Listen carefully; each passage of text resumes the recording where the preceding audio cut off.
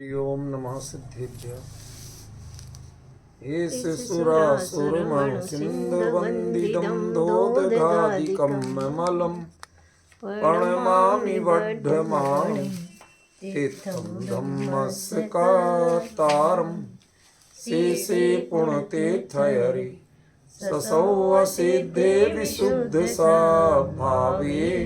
सम्मेलयाणानदंसं चरित तव वीर्यायारे ते सौवे समगम पतेगमेव पतेगम वन्दामि अवट्टन्ते अर्हन्ते मानुषे खेते किच्चा अरिहन्ताळं सिद्धाळं तैणमो गणहराणं अज्जावैवगाळं साहूढं चैव सौवेसिं तेसिं विशुद्धदंसं प्राणपहाणा समं समासेज्य उपसंपयामि सम्मं जतोनिर्वाणसम्पत्ति।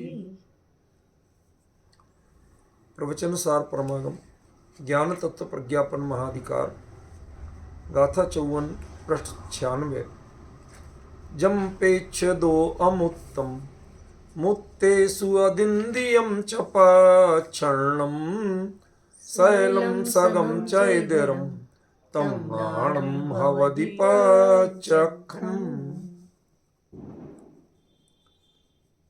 जम जो प्राणम ज्ञान पेच्छ दो देखते हुए दर्शन गुण की प्रवृत्ति के साथ साथ प्रवृत्त होता है, तमणाणम पच्चखम अवधि वह ज्ञान प्रत्यक्ष होता है। एक वाक्य हो गया। फिर उस ज्ञान में क्या क्या झलकता है, तो सबसे पहली बात कही अमुत्तम अमूर्तिक पदार्थ झलकता है, उससे प्रत्यक्ष ज्ञान की पहचान है।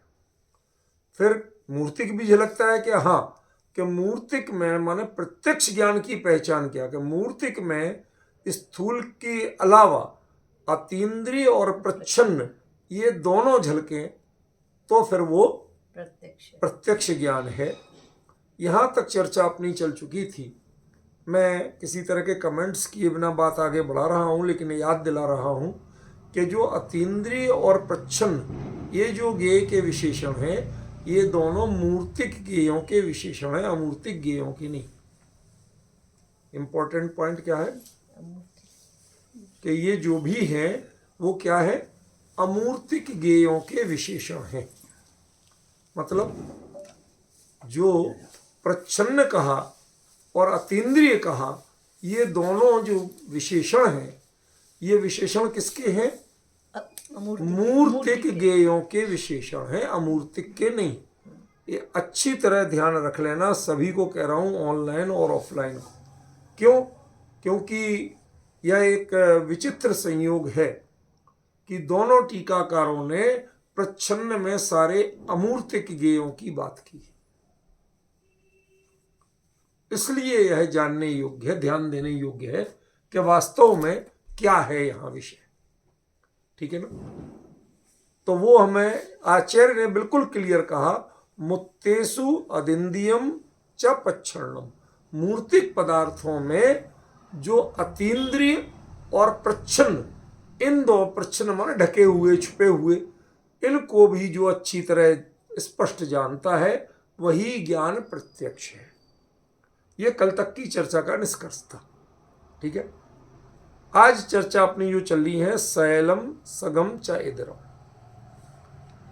अब इसमें जो शब्द है शैलम, ये जरा विचारणीय है, क्योंकि इसके बारे में अपनी जो चर्चा है वो तो स्पष्ट है कि एक द्रव्य के संपूर्ण पर्याय, एक द्रव्य की संपूर्ण पर्याय, उसके समस्त गुण और पर्याय, माने एक द्रव्य को टोटली कोई पक्ष छूटे बिना, वो हमने सकल का अर्थ किया।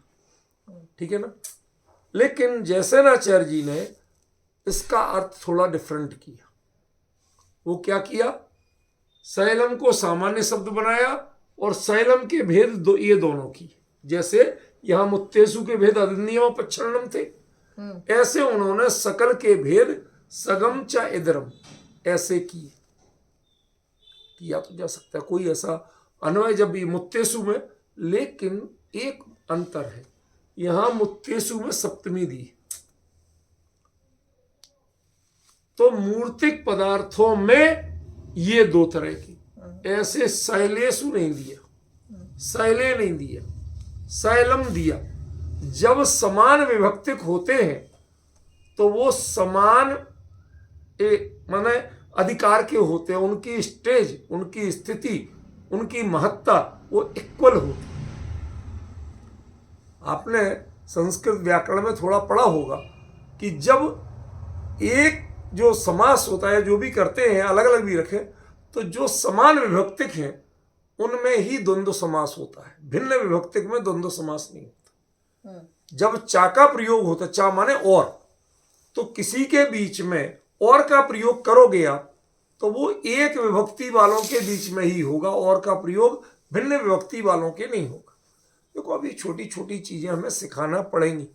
आप सोचो कि हम व्याकरण नहीं जानते, हमें क्या करना, देखो भाई वो विषय ही स्पष्ट नहीं होगा। आपको ये लगेगा ये अपनी पंडिताई दिखा रहे हैं और ये आचार्यों का विरोध करके अपने आप को बड़ा दिखाना चाहते हैं, ऐसा बिल्कुल भी नहीं है, स्वप्न में भी नहीं।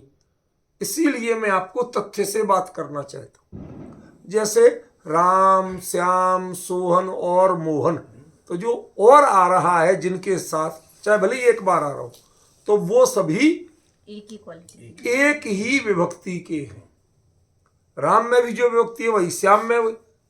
अब कहें राम का भाई श्याम और मोहन बाजार गए, तो फिर राम नहीं गया, फिर राम का भाई श्याम और मोहन बाजार गए। अंतर ख्याल में, जब चा करेंगे तो जिनके बीच वो एक व्यक्ति, अब राम का ये तो षष्ठी होगी, और मोहन और सोहन ये एक विभक्ति होगी, तो जा जहां भी आएगा वो एक विभक्ति वालों में आएगा। जब तक समान विभक्ति है तब तक उस चा का उन सबको एक साथ लिया गया, ये जानना चाहिए। मुझे भले ही थोड़ा समय लगे लेकिन आपको ये समझा के रहूंगा, नहीं तो आपको क्या लगेगा कि इन्होंने जो अर्थ किया ये उस पर जोर देना चाहते हैं, आचार्य के अर्थ को इग्नोर करना चाहते हैं, या उसे थोड़ा कहीं ना कहीं उपेक्षित करना चाहते हैं। ऐसा स्वप्न में भी नहीं। लेकिन मैं कुंद कुंदाचार्य के आगे जैसनाचार्य को प्रधान नहीं कर सकता। हमें सर्व प्रधान कुंद कुंद है, इसलिए मैं कुंद कुंद के से पूछ रहा हूं कि भगवान आप क्या कहना चाहते हो ये बताओ।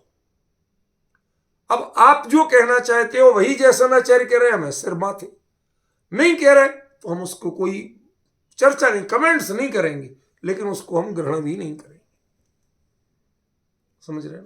इतना विवेक तो, इतनी हिम्मत तो हमें रखना ही पड़ेगी, क्योंकि ग्रंथकार ग्रंथकार है और टीकाकार टीकाकार है। टीकाकार कई बार ग्रंथकार से महान भी होता है। क्यों? क्योंकि ग्रंथकार ने जो बात कही उसको खुलासा करके तो टीकाकार ही बताता है, तो महान भी होता है। लेकिन वो महान कब है कि जब ग्रंथकार के अनुकूल हो, ग्रंथकार के हृदय को खोले, उससे भिन्न अपनी बात बताए, तो वो स्वीकार्य नहीं। अंतर समझ में आया ना? ये हमारे लिए ये विवेक है, ये दुस्साहस नहीं। विजय जी, दुस्साहस किसे कहते हैं? कि आप छोटा व्यक्ति बड़े व्यक्ति की बात का मजाक बना दे, उनको गलत कहने लगे, बिल्कुल है दुस्साहस। मैं मानता हूं ऐसी गलती नहीं करना चाहिए, लेकिन यहां जो किया जा रही है वो मैं अपनी बात को बड़ा सिद्ध नहीं कर रहा हूं। मैं ये पूछ रहा हूं कि भाई अमृत चंद्राचार्य देव, जैसेनाचार्य देव, आप जो इसका व्याख्यान कर रहे हैं, कुंद कुंद क्या वही कहना चाह रहे हैं? उनके मूल शब्दों से पहले पहचान, ठीक है ना? तो शैलम, सगम च इदरम, तीनों में एक विभक्ति दी हुई है। यहां पर मुत्तेसु अदिंदियम च पच्छरणम, यहां पर विभक्ति चेंज थी। समझ गए ना।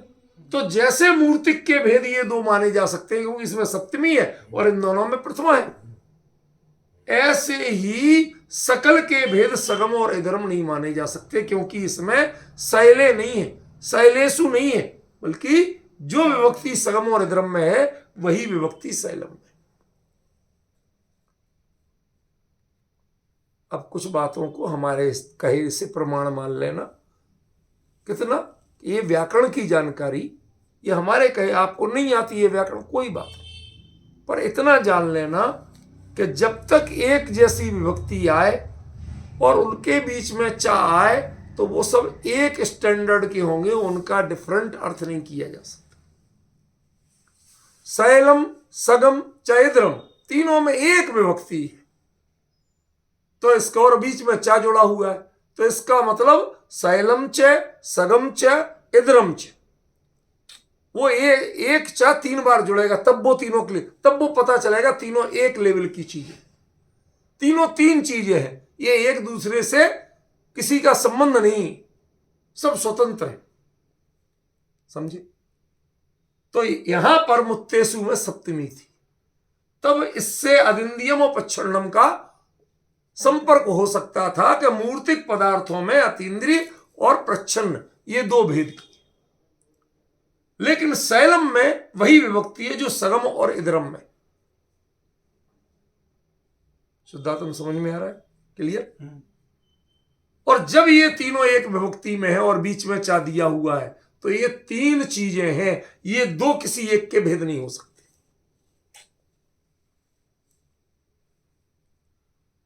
रूपल बहन सच बताऊं, कई बार बड़ा डर लगता है, इतने बड़े बड़े आचार्य और उनके बीच में, अब मजबूरी ये है कि यहां तो वो आचार्य बैठे नहीं जिनसे पूछ लो, तो यहां तो उनका हृदय खोलने के लिए चर्चा करने में ही बैठा हूं आपके बीच में, तो इतनी बड़ी जिम्मेवारी किनके बीच में खड़ा कर दिया मुझे? सब इतने बड़े बड़े धुरंधर आचार्य और उनके बीच में आप बताओ सही, मैं कैसे बोलूं, मेरे तो जुबानी नहीं खुलती इतने बड़ों के बीच में। तो फिर मैंने आपको क्लियर किया कि आप कैसे निकालो, मुझे भी कोई सहारा चाहिए था। तो आचार्य ने जो शब्द लिखे हैं वो शब्द बाय ग्रामर कैसे होते हैं, ग्रामेटिकली उनका आइडेंटिफिकेशन, उनका परिचय, उनका डेफिनेशन क्या है वो बताओ, तो पता चलेगा कि इनकी समान भूमिका है या ये 2 इसके भेद हैं। पवन जी समझ में आ रहा कि नहीं आ रहा? तो अब ये क्लियर है कि सगम और इधरम ये शैलम के भेद नहीं है। जैसे सगम इंडिविजुअल आइडेंटिफिकेशन है, इधरम इंडिविजुअल आइडेंटिफिकेशन है, ऐसे शैलम भी इंडिविजुअल आइडेंटिफिकेशन है ना? तो फिर सकल के भेद नहीं हो सकते, फिर सकल की परिभाषा बताना पड़ेगी। स्वयं और अन्य 2 तो आपने बता दिए, भले उसका विस्तार भी नहीं किया, लेकिन एक में और एक मेरे अलावा, तो फिर सकल कौन है? पॉइंट समझे? कहना बहुत आसान है कि सभी को किन किन को? अपने को और पर को। ध्यान रखना यहां पर शब्द नहीं, इधरम अन्य, सगम तो है लेकिन पर शब्द नहीं, क्योंकि पर कहना ये भेद विज्ञान वाली भाषा शैली आ जाएगी। ये कैवल्य प्रत्यक्ष की स्थिति नहीं है, केवली किसी को पर नहीं जानते, अन्य जानते। समझ गए ना? पर जानना ये कहीं ना कहीं श्रद्धा और चारित्र का लेवल है, ये ज्ञान का काम नहीं। निज की मुख्यता से कथन है, वो बात ही नहीं है, बात कुछ और कह रहा हूं, आप कुछ के कुछ कह देती हो। मुद्दे की बात समझो, मुद्दा क्या है? जो ज्ञान, श्रद्धा और चारित्र का कथन है वो ये है ही नहीं, ये कथन चल रहा है प्रत्यक्ष ज्ञान का। प्रत्यक्ष ज्ञान के कथन में आप स्व और पर की बात नहीं कर सकते। क्योंकि स्व और पर की विवेचना आती है श्रद्धा और चारित्र में, ज्ञान में नहीं आती। ज्ञान को स्वपर प्रकाशक कहा जाता है। शब्द ध्यान देना विजय जी, ज्ञान को स्वपर प्रकाशक कहा जाता है। कहने वाले कहते हैं ज्ञान स्वपर के रूप में नहीं जानता। ज्ञान तो वस्तु को वस्तु के रूप में जानता है। डिफरेंस समझे भाई? मेरे बारे में लोग क्या कहते हैं, लोग क्या कहते हैं, ये इंपॉर्टेंट है कि मैं क्या कहता हूं, ये इंपॉर्टेंट है। समझे ना? तो ज्ञान के बारे में ज्ञान क्या कहता है, समझ गया? तो वो स्व की तो स्व और बाकी को पर नहीं, अन्य। पर में भेद बुद्धि है और अन्य में ज्ञान बुद्धि है। हम जान रहे एक मैं हूं और बाकी आप सब है, लेकिन मैं कहूं आप पराये हैं, ये दृष्टिकोण है। समझ रहे? वो ये यहां ऐसा अन्य इतर शब्द का प्रयोग किया, समझे? तो जब एक मैं हो गया बाकी इतर हो गए तो सकल कौन सा बचा? क्योंकि ये सकल के भेद तो दो है नहीं, अब तो ये 100% क्लियर। तो फिर सकल क्या है ये बताओ जी। अब कुछ कुछ पल्ले पड़ रहा है कि आचार्य की गाथाओं के मूल शब्दों का अर्थ कैसे निकालना, कितनी सावधानी चाहिए। कितना आसान था, जैसे आचार्य जी ने जैसे कह दिया वो बताना कि सभी को जानते हैं, सभी में कौन कौन आए कि 100 और पर आए। ये सबसे बड़ा ब्लंडर है, क्योंकि एक तो आचार्य ने पर शब्द का प्रयोग नहीं किया, उस पर सावधान रहो, ठीक है ना? और दूसरा वही विभक्ति शैलम में है जो सगम और इदरम में, तो ये दोनों इसके भेद नहीं हो सकते। ये तीनों इंडिविजुअल आइडेंटिटीज है, इनकी अलग अलग पहचान है, तीनों की समान। तो दो की तो आपने कर ली, तीसरे की पहचान बताओ क्या? अब जिसमें हिम्मत हो तो बताए मुझे कि स्व और अन्य, इनके बाद सकल कौन सा बचा? अच्छी तरह दिमाग में बिठा लेना कि सकल के भेद स्व और इतर नहीं। जैसे स्व एक आइडेंटिफिकेशन है, इतर एक आइडेंटिफिकेशन है, वैसे ही सकल भी एक आइडेंटिफिकेशन है। तो स्व की डेफिनेशन आपने जान ली कि स्व माने मैं, इतर माने अन्य। तो स्व और इतर के अलावा फिर सकल कौन सा बचा?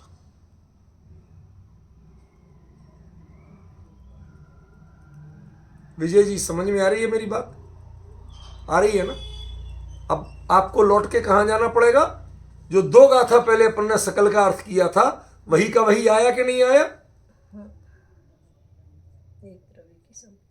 ना अपने को आधा अधूरा जानना, ना अन्य को आधा अधूरा जानना। पहले जान लो कि आपको परिपूर्ण जानना है। जानना इंपॉर्टेंट नहीं है, प्रत्यक्ष जब कहलाएगा जब परिपूर्ण जानने की कला आएगी आपको। जो एक द्रव्य को संपूर्ण नहीं जान सकता वो किसी को परिपूर्ण नहीं जान सकता। यही उस गाथा का अर्थ था कि नहीं था?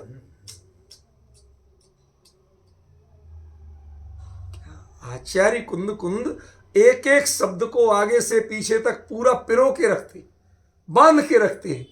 वो क्या कह रहे दो गाथा पहले, हम ही भूल गए। तो यहां अर्थ क्या करोगे आप? चूक तो होनी होना। आप एक एक गाथा का इंडिविजुअल अर्थ नहीं कर सकते। ये ग्रंथ है। ग्रंथ किसे कहते हैं? जो ग्रथित किया गया है, जो परस्पर अनुस्यूत है, जुड़ा हुआ है। सांकल होती ना, सांकल समझते हो? तो वो सांकल में वो बनती तो सरिये की है, लेकिन जब एक में एक पिरो के उसकी बेल्डिंग कर सीधा नहीं रहने दिया जाता, तो उसके बाद उनमें हर कड़ी अलग है, लेकिन एक भी कड़ी अलग नहीं की जा सकती। कोई कड़ी किसी में घुसी हुई नहीं है, सब अपने अपने प्रदेशों में है, लेकिन आप निकाल के अलग नहीं कर सकते। तो सकल है, यही तो सकल है। जैसी वो सकल है ऐसे ये सकल है। समझ गए? ये मर्म नहीं पहचान पाते। वहां आचार्य ने क्लियर कहा था कि जो एक द्रव्य को परिपूर्ण नहीं जान सकता, उसके गुण पर्यायों को परिपूर्ण नहीं जान सकता, वो सभी को नहीं जान सकता, वो सर्वज्ञ नहीं हो सकता। बल्कि 3-4 गाथा पहले की बात है, समझ गए?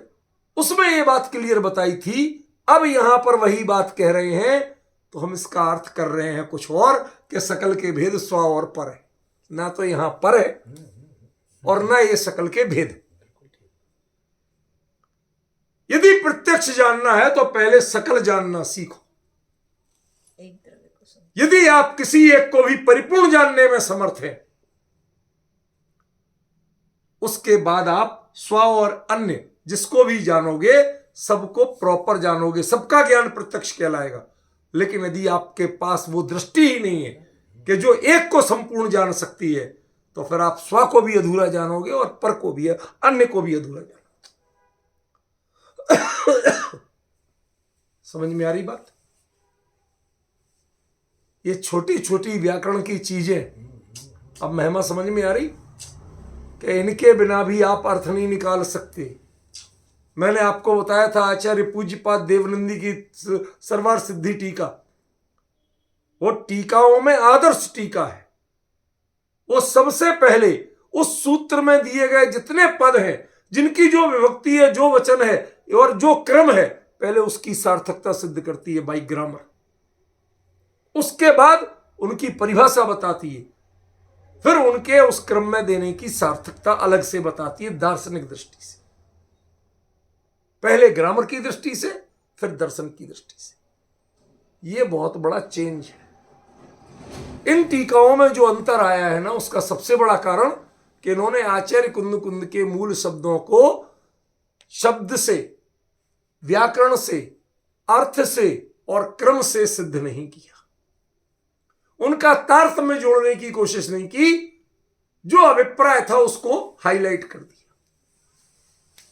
पिछली गाथा में ज्ञान और सुख दोनों की बात आई, मैंने भी बताया था कि अब प्रधानता सुख की चर्चा चलेगी, लेकिन मूल अधिकार का नाम क्या है आगे तक? ज्ञान तत्व। ज्ञान तत्व प्रज्ञापन।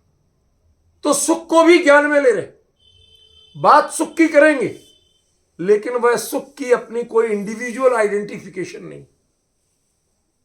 उसकी आइडेंटिफिकेशन क्या है? ज्ञान ही उसकी आइडेंटिफिकेशन। मैं खोटी बात कहूं, पति और पत्नी दोनों, पति नहीं रहा तो पत्नी विधवा हो गई। जब पति था तो उसकी पूरी फोटो के बॉडी का स्कैन कर लो, कोई अंग कम होता है क्या? ज्यों की त्यों है। फिर विधवा कैसे होगी? पॉइंट समझ में आ रहा कि नहीं आ रहा? भाई वस्तुगत रूप में तो वो ज्यों की त्यों है, तो फिर आपने विधवा कैसे कह दिया? जो वो अंतर है वो ही अंतर है। अब तू बिंदी नहीं लगा सकती, जो कुछ भी हमारे लोग की रूढ़ियां हैं वो। मैं मुद्दा कुछ और बताना चाहता हूं। उसकी परिपूर्णता की निशानी क्या है? तो वो पहले ज्ञान प्रत्यक्ष है। उस प्रत्यक्ष ज्ञान में जैसे पहले कहा था कि जो पेच्छदो राणम हवदि, दर्शन के साथ जो ज्ञान होता है वो प्रत्यक्ष होता है, एक परिभाषा होगी। दूसरी, जो ज्ञान अमूर्तिक को जानता है वो प्रत्यक्ष होता है, दूसरी परिभाषा होगी। तीसरी परिभाषा, जो मूर्तिक पदार्थों में अतीन्द्रिय और प्रच्छन्न को भी जानता है वो ज्ञान प्रत्यक्ष होता है। 3 परिभाषा होगी। चौथी परिभाषा अब आज चल रही। अब आपको यह तय करना है कि सभी के भेद जो स्व और पर हैं उनको जानता है, कि सकल को, स्व को और अन्य को जानता है वो प्रत्यक्ष। ये हमारा सारा चर्चा का विषय। सच बताऊं रूपल बहन, अभी हमारे विपिन जी वगैरह तो जुड़ते नहीं हैं, उनका स्वास्थ्य ठीक नहीं है, हमारे नवीन भाई वगैरह, वरना ये लोग इन विषयों को बहुत इतनी बारीकी से पकड़ते हैं और समझते हैं, उनसे तुरंत उनके चेहरे को देख के पता चल जाता है। हमारे नवीन भाई तो अभी तक 4 कमेंट्स कर चुके होते, नवीन नहीं, वो विपिन जी भोपाल वाले, वो तुरंत बताते हैं, तुरंत रिएक्ट करते हैं, हाँ साहब ये चीज मुद्रा बेटी कर लेना तो। समझ गए ना? क्योंकि वो यूनिवर्सिटी के प्रोफेसर हैं, वो इन चीजों को बहुत बारीकी से समझते हैं, समझे कि नहीं? तो हमें इन चीजों को जरा पहचानना सीखो। यदि जो सकल जानना नहीं जानता है ज्ञान, तो यूं तो स्व और अन्य को सभी ज्ञान जानते हैं, कौन सा ज्ञान? सदमस्त का ज्ञान नहीं जानता। स्व को जानने से ज्ञान प्रत्यक्ष नहीं होगा। अरे सच्चे अनुभव की बात कह रहा हूं, बताइए, अविरत सम्यक दृष्टि स्व को अनुभव करता है कि नहीं करता है? 100% करता है। हम उनकी बातें नहीं सुनते जो नहीं मानते, 100% करता है, पर उसका ज्ञान केवल ज्ञान जैसा प्रत्यक्ष होता है? नहीं। देह स्मृति भी करता है, उनमें फ्रीक्वेंसी का अंतर पड़ता है, लेकिन क्लैरिटी वो नहीं होती, सैलम नहीं होता, इसलिए स्व को जानना प्रत्यक्ष नहीं होता। पहली शर्त है सकल जानना आता है आपको, सकल जानना आता है तो स्व को जानना भी प्रत्यक्ष है। सकल जानने की कला जिसको नहीं आई, उसको स्व और अन्य कितनी जानते रहो, वो प्रत्यक्ष नहीं। विजय जी सच बताऊं, कभी कभी आप सभी लोगों की महिमा आती है कि आप लोग इन बातों को खुली आंखों से दत्त चित्त होके सुनते हो, तो हमें बोलने की हिम्मत होती, वरना मैं अरण्य रोदन की तरह, जंगल में रोने की तरह किसको ये बातें सुनाऊं? कौन आज की डेट में समझने वाला, जानने वाला बैठा है? आज सो कॉल्ड जितने मुमुक्षु हैं, अरे शास्त्रीय विद्वानों में भी दम नहीं है कि इस चर्चा को पचा सके, ऐसे मूल गाथाओं का एक एक चीज से मिला मिला के अर्थ कर सके और प्रामाणिकता निकाल सके। अब उनको भी अभ्यास नहीं कराया, सब वही हिंदी या गुजराती पद्यानुवाद पढ़ पढ़ के सीखे। कुंद कुंद को पढ़ा किसने? सबसे बड़ी विडंबना ये हुई कि हमने हिंदी गुजराती पद्यानुवाद पढ़ पढ़ के कुंद कुंद को पढ़ना चाहा। उनमें कुंद कुंद की ना भाषा है ना क्रम है, उनसे निकालोगे कैसे अर्थ? मैं बड़ा व्यथित होता हूं। कल मैंने इन लोगों को कहा कि आप लोग जो हिंदी या गुजराती पद्यानुवाद पढ़ते हो, हमें उन पद्यानुवादों से चिढ़ नहीं है, लेकिन आपने उनको ही पढ़ना शुरू कर दिया, मूल गाथाएं छूट गई, तो आप कुंद कुंद को कैसे जानोगे? कुंद कुंद ने क्या कहा? वो तो माल ही नहीं है आपके पास, समझे ना? असल अर्थ मिलेगा आपको कुंद कुंद से।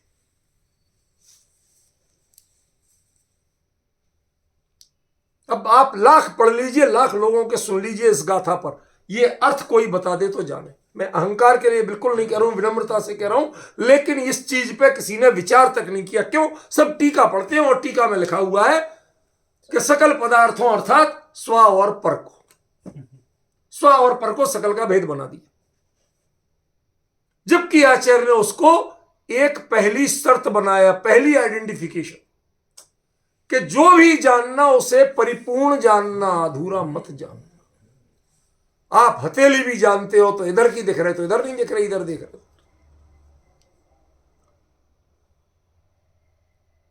कितना जानते हो आप किसी को? क्या आपके ज्ञान में सामर्थ्य है परिपूर्ण जानने की? नहीं। फर्स्ट आपके प्रत्यक्ष होने की पहली एसेंशियल क्वालिफिकेशन है कि you should know slam, you should know slam. आपको सकल के ज्ञान होने की सामर्थ्य होना चाहिए। आपका ज्ञान सकल ग्राही हो, विकल ग्राही नहीं, पार्टली नहीं जाने, टोटली जाने। एक को भी जान लो, आप सर्वज्ञ हो सकते हो, और जो एक को भी नहीं जान सकता वो किसी को नहीं जान सकता। असल बात तो ये थी, और इस चीज को डाइवर्ट कर दिया। सकल के दो भेद हैं, स्व और पर। ना आचार्य ने पर बोला, और न सकल के भेद बोले। आचार्य कुछ और कहना चाहते हैं कुंद कुंद, और हम व्याख्यान कुछ और किए जा रहे। कभी कभी पीड़ा लगती है, इतने बड़े आचार्य, उनको भी मैं उतनी पूज्य मानता हूं, कोई कमी नहीं रखता, लेकिन जब ऐसे अर्थ मिलते हैं तो पीड़ा लगती है कि फिर कुंद कुंद को यदि आप नहीं समझा पा रहे तो हम किससे समझें? कहां जाएं कुंद कुंद को समझने, प्रवचन सार को समझने कहां जाएं? पवन जी, ये पूरा हो चुका था ग्रंथ, लेकिन एक से एक पहली गाथा से 110 गाथा तक रिकॉर्डिंग नहीं थी। ये सारे लोग पीछे पड़ गए, भाई साहब चाहे कुछ भी हो इसको द्वारा चलाओ, वरना हमारा तो ग्रंथ कभी पूरा होगा ही नहीं। इस दृष्टि से पढ़ ही नहीं पाएंगे, सीख नहीं पाएंगे। इन सब की जिद के कारण मुझे द्वारा लेना पड़ा। अब आपको समझ में आ रहा है कि यदि मैं नहीं चलाऊं, ये मैं क्लियर नहीं करूं, जो मूल व्याख्या की शैली है, टीका की शैली है, एक एक पद से उसकी सिद्धि करना, तो फिर आप जहां से पढ़ेंगे वहां तो वो अर्थ है ही नहीं। हर जगह नहीं है, ही नहीं कह रहा हूं, कहीं कहीं वो चीज है ही नहीं। कहां से लाओगे फिर आप ढूंढ के? समझ रहे? आज ये सचिन है बेचारा, इसके हिम्मत नहीं होती, इसकी परेशानियां मैं जानता हूं, उसके बावजूद संडे को कैसे कहां से सर्दी हो जो हो, स्कूटी चला के वहां करीब 15-16 किलोमीटर बैठता है इसके वहां से, उस्मानपुर से। हमें इसकी पीड़ा पता है कि इतना तेल खर्च इतना कहां से कर, उसके बावजूद बिल्कुल टाइम से पहुंच जाता है, ऐसे बैठ जाता। कहते ये चर्चा सुनने को कहां मिलेगी? कौन बता रहा कुंद कुंद के हृदय को, और कौन प्रमाणिक करके बता रहा? समझे? ये धगस ही बुलवा रही है मेरे से। यदि आप लोगों की ये पात्रता नहीं होती तो मैं सुनाऊं किसको, किसको बताऊं? समझ गए? ये आप लोगों की हिम्मत है, आपकी जो रुचि है, आपकी जो पकड़ है। और जगह यदि हम गंभीर चर्चा करने बैठे तो 5 मिनट में नींद की गोली का काम करती है ये चर्चा। और यहां ऐसे आंखें खोल के बिल्कुल टकटकी बांध के अत्यंत सावधान मुद्रा में दिखते हैं तो हमें वो जैसे बोलते हैं ना ऑल इज वेल, हमें एक हिम्मत आती है कि हाँ ये चर्चा की जा सकती है, अभी भी पात्र जीवों की स्थिति है। कौन कहां बैठा है ये महत्वपूर्ण नहीं है, लेकिन सब यहीं बैठे हैं, ये महत्वपूर्ण है। वो इसी चर्चा में जुड़े हुए हैं, ये महत्वपूर्ण। क्षेत्र से भिन्न हो सकते हैं, लेकिन योग उनका कहीं और है, उपयोग उनका यही है। ये इंपॉर्टेंट। बहुत महिमा आती है। आचार्य ने कितनी सावधानी से प्रयोग किया। शैलम सगम चैदरम, तीनों में एक क्या कर सकते आचार्य? कितना कितना लिखते, एक सावधानी वर्त दी कि एक चा लगा दिया और तीनों में एक जैसी विभक्ति दे दी। अब तुम में बुद्धि हो तो कर लो। और यहां ये दो इसके भेद हैं तो यह मुत्तेसु में सप्तमी दे दी, अपने आप समझ लो।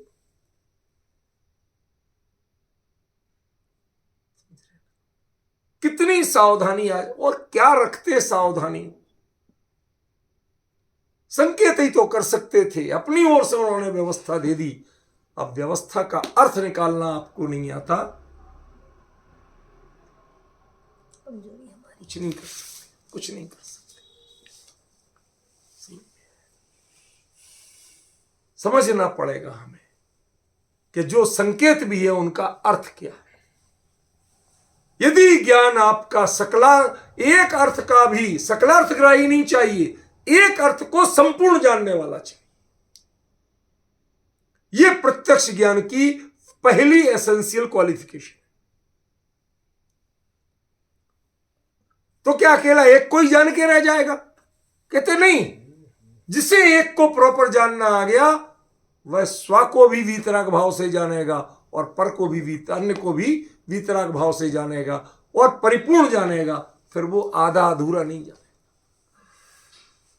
और खरी कहूं कि वो भेद विज्ञानी होकर नहीं जानेगा। मैंने तब बताया था, भेद विज्ञान कोई ये प्रवचन सार और ज्ञान तत्व प्रज्ञापन में कोई आदर्श विधि नहीं। ये बच्चों के समझाने की चीज है भेद विज्ञान।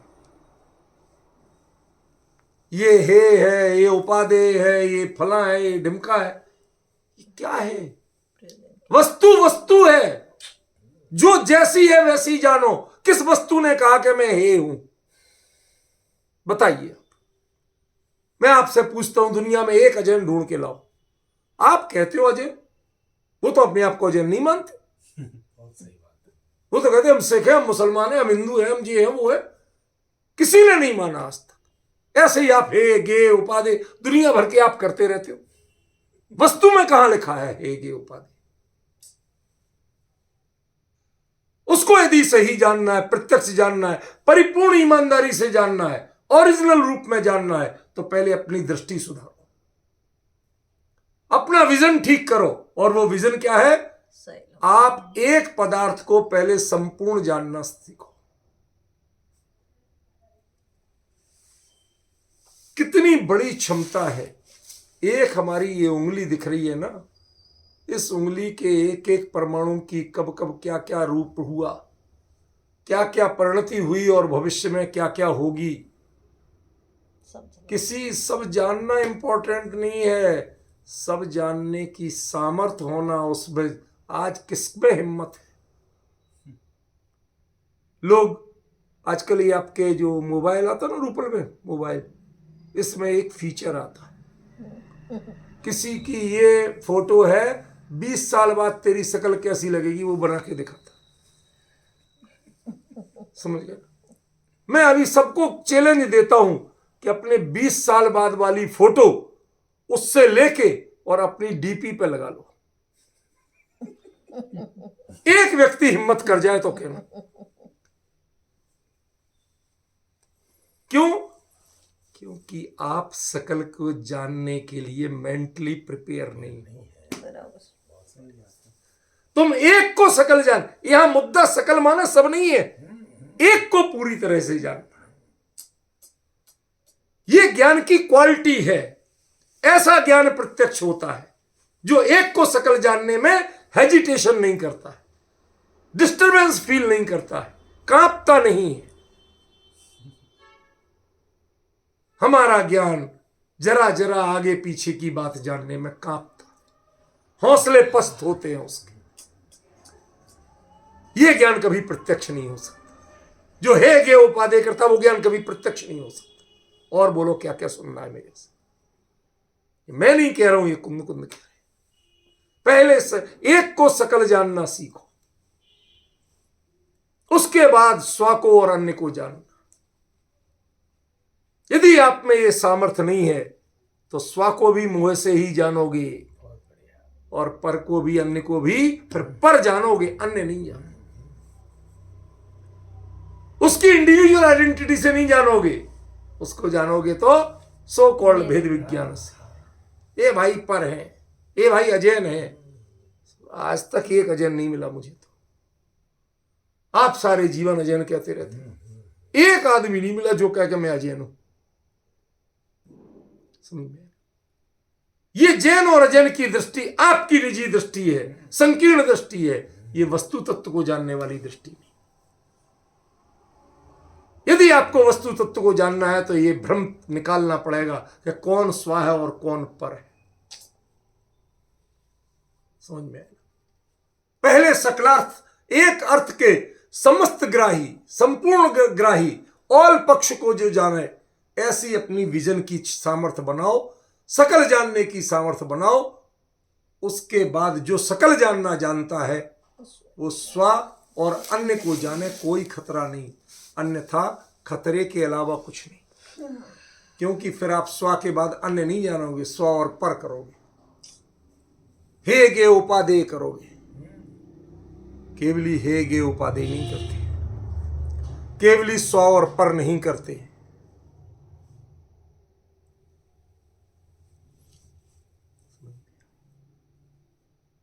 तो फिर अन्य कहने क्यों पड़ा? प्रश्न करो ना मेरे से, अन्य कहने क्यों पड़ा? जब पर से आपको ऐतराज है तो अन्य शब्द भी क्यों कहा? नाम ले देते।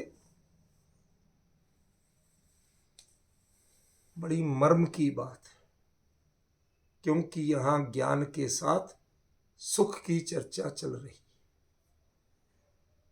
जब जब आप पर की प्रतीति करोगे तब तब सुख नहीं, विकल्प है। और स्व के साथ बाकी सब है, विकल्प नहीं होता। ट्रेन में आप जा रहे, अपनी बर्थ पे लेट गए, अब कितने लोग हैं और कितने नहीं हैं आपको कभी दिखते भी हैं, वो फलाएं वो फलाएं वो फलाएं। क्यों? ये हिंदू है, मुसलमान है, सिख है, ईसाई, बने रहे। जान लिया। क्या जान लिया? कि भाई हम भी पैसेंजर हैं, हमने भी पैसा दिया और हमारी बर्थ है, वो उनने पैसा दिया, उनकी बर्थ है। जान लिया ना। अब इसके बाद क्या जानना? जिसने जो पेमेंट करेगा वो जाएगा अपनी बर्थ में, जो अपनी लिए जो बर्थ बुक हो गई वो उस पर जाएगा। समझ गया? ऐसे ही लोकालोक के समस्त पदार्थ अपने अपनी सत्ता में विलसित होंगे। वो तुम्हारी कृपा के पात्र नहीं है और ना तुम्हारे द्वेष से बिगड़ जाएंगे। तुम पर कह दोगे तो बेचारे तिरस्कृत होकर चले जाएंगे, ऐसा नहीं है। वो अपनी सत्ता में पूरे शान से विलसित होंगे। यह है केवली का विजन। वो पर कह के उनको हे नहीं करता। समझ? हमने अपने ज्ञान को इतना संकीर्ण बना रखा, वो ज्ञान का संकीर्ण होता ही नहीं है। हमारी साथ में जो श्रद्धा और चारित्र की जो परिणतियां हैं, उन्होंने उसको ऐंठ रखा। समझ गए? ये जो आपकी उंगली है ना, इसमें वेन्स है, नसें हैं, वो खून बहाने के लिए होती, उनमें बहता है, सर्कुलेशन चलता रहता है, फुल बॉडी में चलता रहता है। लेकिन आपने क्या किया? इसके ऊपर रबर बैंड लपेट दी, धागा कसके बांध दिया, 4 गांठ लगा के। तो वो जो सर्कुलेशन में नहीं हो पा रहा, वो दोष वेन्स का है, ब्लड का है, रस्सी का है? रस्सी का। ज्ञान विकृत नहीं होता है कभी, ज्ञान जानने से इनकार नहीं करता है कभी। श्रद्धा विकृत। ये जो श्रद्धा और चारित्र की विकृतियां उसको कसती हैं, वो सारी समस्या आ जाती है सकल पे, कि तुम एक को भी सकल को नहीं जानने देते, एक को भी परिपूर्ण नहीं जानने देते, तो तुम स्व और अन्य को भी नहीं जान पाओगे। स्व और अन्य समय सार में स्व को सबसे पहले कहते हैं, और यहां प्रवचन सार में प्रत्यक्ष ज्ञान में सकल को सबसे पहली प्रायोरिटी दी। एक को परिपूर्ण जानना सीखो, स्व और अन्य की बात बाद में जानना। तुम्हारे स्व के ज्ञान से एक की परिपूर्णता नहीं आएगी, तुम्हारी वीतरागता से एक की परिपूर्णता आएगी। वीतरागता तुम्हारे विजन को क्लियर करती है, और राग तुम्हारे विजन को मैला करता है, ब्लर करता है। और जिसका विजन ही खराब है, उसे ना स्व को जानने की परमिशन है, ना अन्य को जानने की परमिशन। निरपेक्ष जान ही नहीं पाएगा। सच बताऊं, कभी कभी मन भर आता है कि इतना गजब का विषय आचार्य ने इतनी गहराई से बताया, और कैसे लोग उसमें चूक कर गए। आचार्य बताना क्या चाहते हैं और हम पंडिताई क्या दिखाते। कितना आसान था ये कहना कि सकल माने कौन कौन, के स्व और पर। अब जो जिसलिए सकल लिखा था आचार्य ने, रह गए बेचारे कुंद कुंद रह गए। मैं क्या कहना चाहता हूं, तुम क्या अर्थ कर, वो सामने है नहीं, रोक नहीं पा रहे बेचारे, टोक नहीं पा रहे, बता नहीं पा रहे कि मैं किस विजन से बात कर रहा हूं। मैं केवली को प्रत्यक्ष देख के आया हूं, केवली के विजन में अपना विजन मिला के आया हूं, झांक के आया हूं उनके हृदय में कि केवल ज्ञान कैसे जानता है, वह केवली कैसे बने। मैं इस पूरी प्रक्रिया को देख के आया हूं। मैं तब कह रहा हूं और तुम पोथी पढ़ पढ़ के व्याख्या कर रहे हो। ये विडंबना है, विडंबना। ऐसी स्थिति देख के पीड़ा होती है कभी कभी कि अब क्या कहें। लोगों के बीच में कह दें तो उनको बड़ी आसान बात है, हाँ साहब अपने आप को बहुत बड़ा पंडित मानते हैं। आचार्यों को, भाई साहब मैं ऐसे झुक जाता हूं, भाई साहब मैं कुछ कह ही नहीं रहा, जाने दो। इसलिए मैं कहता हूं कि मेरी इस चर्चा में जुड़ने के लिए उतने ही कम से कम जिनका इतना विजन तो हो, सोच तो हो कि सत्य को स्वीकार करने की हिम्मत हो, उसमें वो दूसरे तर्क वितर्क और अपनी श्रद्धा की चीजें नहीं जोड़े। ज्ञान ईमानदारी से स्वीकार करता है, वह किसी पक्षपात से नहीं करता। इसलिए मैंने कभी भी स्वपर भेद विज्ञान को ज्ञान ही नहीं माना, वो श्रद्धा का काम है। कौन मेरा और कौन पराया निर्णय करना श्रद्धा का काम है, ज्ञान का काम नहीं। ज्ञान कभी इस रूप में नहीं जानता। अप्लाई करने में चारित्र का काम है, मानने में, निर्णय करने में श्रद्धा का काम है। ज्ञान का काम ये नहीं है, स्व और पर सिर्फ जानना। और वह ज्ञान जो जानता है वह प्रत्यक्ष कब हो सकता है कि पहले एक को सकल जानने की आदत डालो। यह वीतरागी हुए बिना आ नहीं सकता। इसलिए जिन शासन में जो कहा कि 12वें गुण स्थान में वीतरागता तो 13वें गुण स्थान में सर्वज्ञता, इतना गजब का सिद्धांत है। इससे पता चलता है कि वास्तव में वीतरागी हुए बिना कोई सर्वज्ञ नहीं हो सकता। ज्ञान को वीतरागी बनाओ, ये राग द्वेष के बंधन ज्ञान को कसना छोड़ो, तुम अपनी शर्तें लगाना छोड़ो, ज्ञान को ज्ञान की अपने उन्मुक्त चलने दो, वो अपने आप प्रत्यक्ष हो जाएगा, वो अपने आप सर्वज्ञ। इसलिए सब कुछ हटाने की प्रक्रिया की गई, तो राग द्वेष को हटाने की प्रक्रिया की गई। श्रेणी जो आरोहण होती है वो ज्ञान प्रकट करने के लिए नहीं होती है, वो राग द्वेष के आवरण हटाने के लिए। ये व्यवधान है, ये ज्ञान को अपने हिसाब से चलने नहीं देते। इसलिए पहले वीतरागी बनो, तब तुम्हें ज्ञान का स्वरूप पता चलेगा कि ज्ञान कितना जानता है और उसकी क्या ताकत है। बताइए क्या कह रहे थे आचार्य कुंद कुंद। और यदि इसका ये अर्थ कर दिया जाए कि सकल माने में स्व और पर, तो भाई साहब हम क्या कहें आपसे, किस मुंह से कहें। आप मेरे ऊपर 100 आरोप लगा सकते हो कि आप अपने आप को बड़ा पंडित मानते हो, अगड़म बगड़म जो कहना कह लो, आप, मैं मानूंगा कि आप बिल्कुल सही कह रहे हो। कौन बहस करे आपसे, और उस बहस की सार्थकता क्या है, नहीं समझाया जा सकता पूर्वाग्रही लोगों को। सत्याग्रह की जरूरत है, पूर्वाग्रह की जरूरत नहीं। महात्मा गांधी सत्याग्रही थे, पूर्वाग्रही नहीं थे। देश को आजादी सत्याग्रह से मिली, पूर्वाग्रह से नहीं मिली। समझिए, ये सत्य है तो आपको सत्य को स्वीकार करने का आग्रह और हौसला होना चाहिए। उसमें ये भय निकाल दो कि किसने क्या कहा था, कुंद कुंद ने क्या कहा और वस्तु स्वरूप क्या कहता है, ये इंपॉर्टेंट। अब कुछ समझ में आ रहा है कि कुंद कुंद कह क्या रहे। तमनाणम हवधिपच्चखम, वो ज्ञान प्रत्यक्ष। 2 परिभाषाएं कल तक हो गई थी, तीसरी आज चली कि जो एक को परिपूर्ण जानने में समर्थ नहीं है वो ना तो स्व को जान सकता है, ना अन्य को जान सकता है, ना प्रत्यक्ष हो सकता। पहली शर्त है सकल जान, सकल पक्ष से जानने वाला, सकलार्थग्राही नहीं, एक अर्थ का सर्वग्राही, एक पदार्थ को परिपूर्ण जानने की सामर्थ्य। यहां हौसले पस्त हो जाते हैं, हम नहीं देख पाते। हमें अपना चेहरा पसंद नहीं आता है। बचपन में नाक कैसी बहती थी और कैसे घूमते थे, ना वो आपको स्वीकार। उसको भी ये सचिन डीपी पे नहीं लगाएगा, इसकी फोटो तो इसके पास है लेकिन नहीं लगाएगा।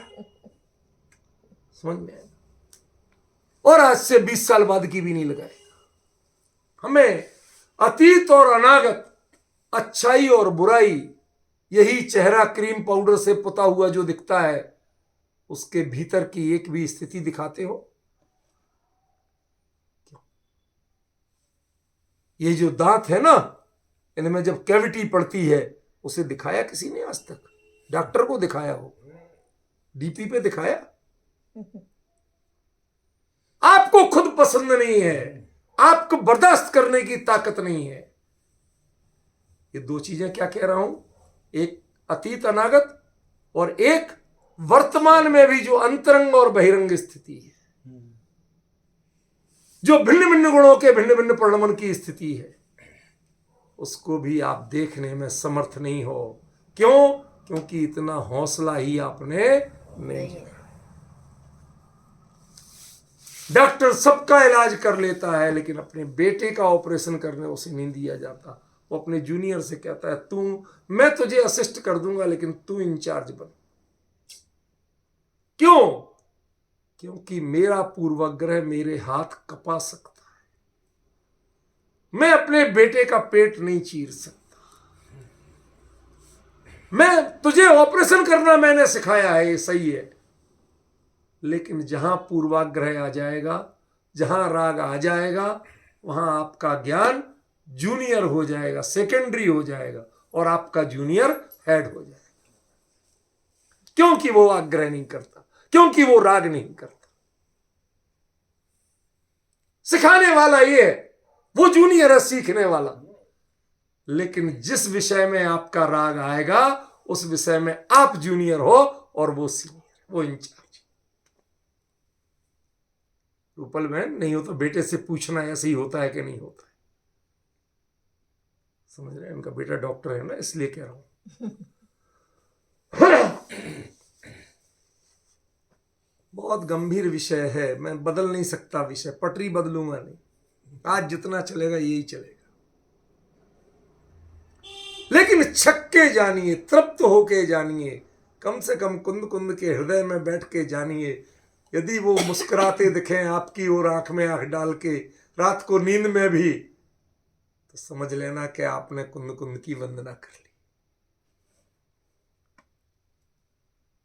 शुद्धात्म गया था साथ में, हमें अभी भी ध्यान है कैसे कैसे जब आप गए, कितने भाव विभोर होके उस शिला पर वो मिट्टी ले आए, वो आपने माथे पर लगा रहे। क्यों? क्योंकि उनमें आप कुंद कुंद देखते थे। लेकिन ध्यान रखना, जब तक कुंद कुंद के वचनों में कुंद कुंद का हृदय नहीं दिखेगा, तब तक ऐसी भक्ति किसी काम की नहीं। सही बात, ये देखना आना चाहिए आपको।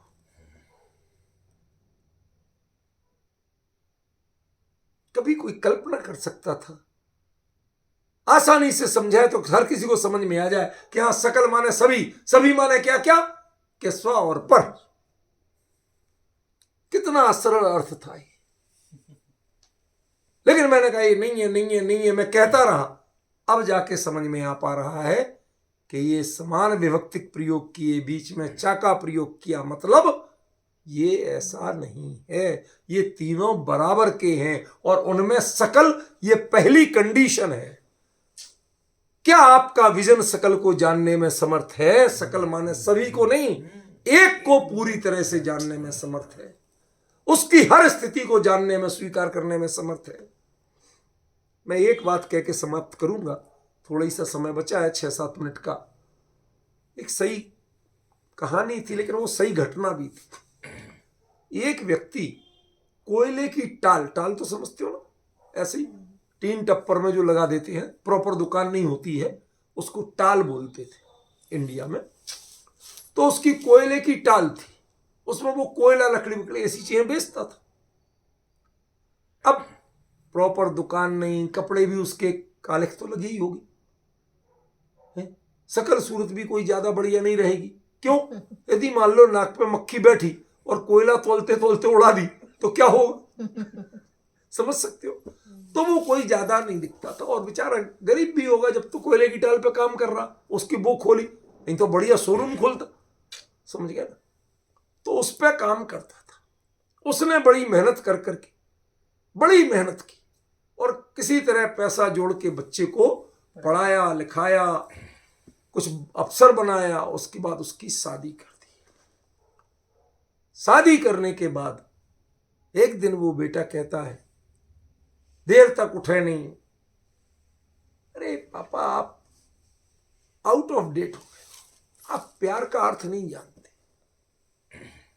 मैं मार्मिक बात कर रहा हूं, इधर उधर की बात नहीं कर रहा। आप क्या जानो प्यार क्या होता है?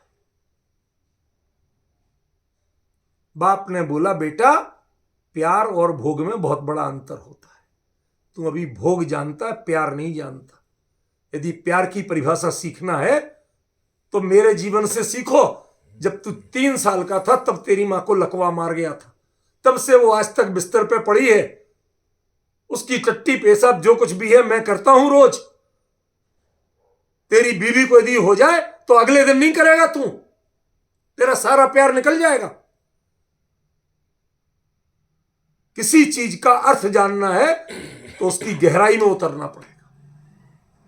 तू भोग को जानता है, तू प्यार का अर्थ नहीं जानता। ये दुनिया के दृष्टांत है, मेरा कोई आदर्श सिद्धांत नहीं। समझ गए?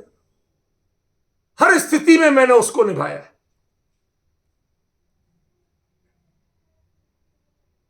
कुछ कभी विचारा है आपने? हमारे लक्ष्मीलाल जी भाई साहब, लक्ष्मीलाल जी बंडी उदयपुर वाले, उनकी मिसेज अब तो खैर देह पूरी हो गई, वरना सालों साल से मैंने उनको बिस्तर पे देखा। कई बार कहते कहते डॉक्टर साहब आज मैं आप आए हो पर मैं स्वाध्याय में नहीं बैठ पाऊंगा। क्यों? थोड़ी उनकी तबीयत ठीक नहीं चल रही, उनको थोड़े लूज मोशन चल रहे हैं, वो देखूंगा। आपकी पूरी रिकॉर्डिंग बेटा करके लाएगा, मैं सुनूंगा, 3 बार सुनूंगा ग्रंथ सामने रख के जब ये सो जाए। आप हमें समझाओगे प्यार किसे कहते हैं? ये नई पीढ़ी भोग को प्यार मानती है। इन्हें तो प्यार की परिभाषा भी नहीं पता प्यार किसे कहते हैं। मैं कोई राग का समर्थन नहीं कर रहा हूं, मेरा पक्ष कुछ और है कि जैसे आप भोग को प्यार मानते हो, ऐसे ही आप हे ज्ञ उपादेय को ज्ञान मानते हो, भेद विज्ञान को ज्ञान मानते हो। मैं कहता हूं ये ज्ञान है ही नहीं।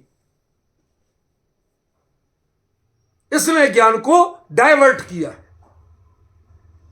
असली ज्ञान क्या है कि पदार्थ जैसा है, एक को हर परिस्थिति में आप बीतराग भाव से जाने, ज्यों का त्यों जाने, बिना हिचक के जाने, बिना पलक झपकाए जाने, बिना नजर चुराए जाने, और जान के सहज रह जाए। जैसा है वैसा जाने, अंतरंग में प्रतिक्रिया के से रहित होके जाने, वो है सैलम। और ऐसा यदि जानना आ गया तो आपके लिए स्वगम का भी जानने की छूट है और इधरम को भी जानने की छूट है। और यदि ये कला नहीं आ पाई, सकल जानना नहीं आ पाया, तो स्व को जानना भी, आपको क्या जानोगे स्व को और क्या अन्य को, भटकोगे और कुछ नहीं होगा। इस भटकाव से बचना है तो पहले कुंद कुंद क्या कहते हैं उसका अर्थ जान।